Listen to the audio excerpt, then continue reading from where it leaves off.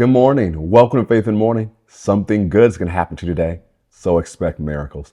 Thank you for joining me today. Faith Mornings is to help you start today with faith and encouragement. And we're going to get started with our Faith in the Morning confession.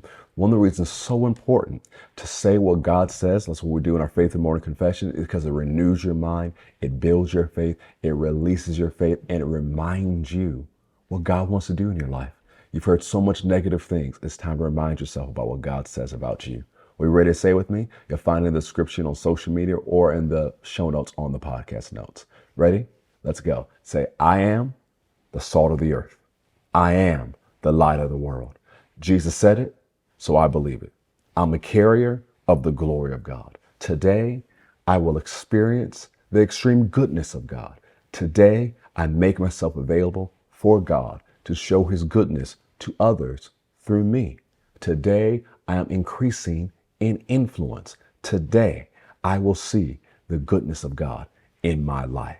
Today, something good is going to happen to me, so I expect miracles. Go back with me to Hebrews chapter 11, and this is your reminder to make sure you read today's newsletter. Our newsletter arrives in your inbox every single morning. It's our daily newsletter to help you start your day with faith and encouragement. So if you haven't read it, make sure you read it today. If you haven't subscribed to our newsletter, you'll see the link in the show notes, and you'll be able to subscribe to our newsletter.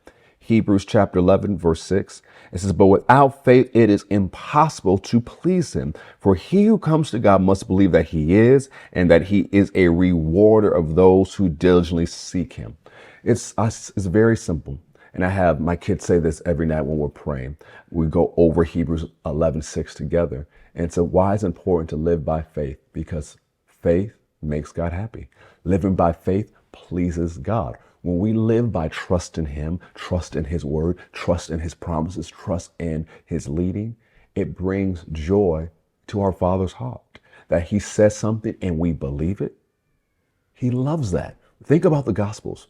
Remember when the person came to Jesus and he says, just speak a word and I know it's going to come to pass. And Jesus commented on his faith. What was so big about his faith? He believed that once he received the word from God, it is done. That brings joy and happiness to the heart of our Father. And I know you're listening to this podcast right now. I know you're streaming it right now and you want God to be pleased with your life.